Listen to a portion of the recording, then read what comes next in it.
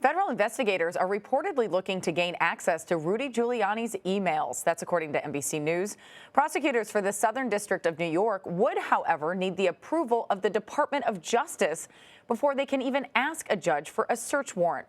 The precise scope of the current investigation is not known, but CBS News has previously confirmed that the president's personal lawyer is being scrutinized for his dealings in Ukraine. Let's dive into this one. I want to bring in Matt Steib. He's a staff writer for New York Magazine's Intelligencer site, and he's been following this story for us. What are investigators hoping to find in these Giuliani emails? Right. So as you said, the scope and the timeline of this investigation are unclear. In 2019, a Wall Street Journal report stated it was into his business dealings.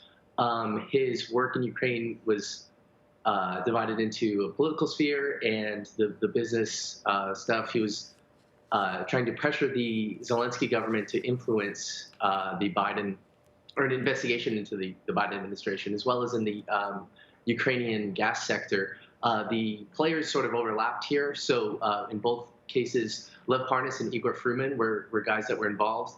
They'd be looking potentially to see if there was contact with any business associates that dealt with his bank records, to see if that overlaps between the bank records and the electronic communication, to see if there was any exposure, criminal exposure related to these actions over there.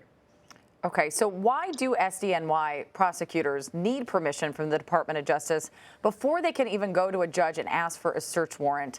And do you think they're likely to get that permission? Right.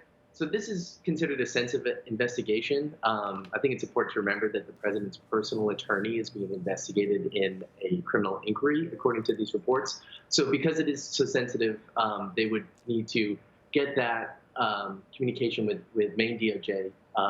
Normally, they also, in a sensitive investigation, would be doing so for a warrant. Now, in terms of likelihood, the DOJ is designed to operate independently, and the SDNY is notoriously independent. Its nickname is the Sovereign District of New York. So they've been moving through a lot of personnel change. You know, Berman was removed in June, and there's a new attorney general as of last week. So despite all this change at the top, if they've still been pursuing it throughout the election, through all this change, and through another attorney general shift coming in January, then most likely, you know, none of this is going to stop them. The thing that would stop them if they didn't find any evidence of criminal activity, or if Trump gave Giuliani a pardon. Interesting. There's a lot of different puzzle pieces there. So we know Rudy Giuliani was U.S. attorney for the SDNY in the 80s. We also know that that should not matter to the investigation, but do you think it will? I don't think it will matter. They are, in addition to being independent, they're also very nonpartisan in their approach. So the fact that he was a SDNY and at Maine DOJ in the 80s shouldn't affect it. It should affect Giuliani in terms of taking it seriously. You know, if they're looking for a warrant, as the former U.S. attorney for SDNY and as the former assistant attorney general of the United States, so that's the third highest guy at DOJ, he should be aware that if they're looking for a warrant, this is a very serious matter and it's time to buckle down.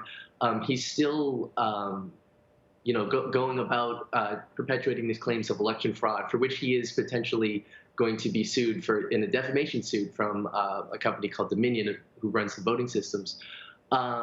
So he's not taking it too seriously. He's saying that he's the #1 guy on Biden's vindictive list, which doesn't make sense because this is Trump DOJ, and DOJ operates independently. So Giuliani, it should affect. Well, so along those lines, though, could President Trump simply grant his personal lawyer, Rudy Giuliani, a preemptive pardon and it's all over? In terms of the federal investigation, that would stop it. And that'd be great news for Giuliani. It'd be kind of an awful coda to his career to be at SDNY towards the beginning and then investigated and charged by SDNY at the end.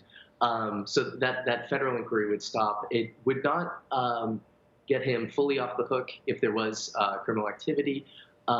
Last year, New York State closed what's known as the double jeopardy loophole.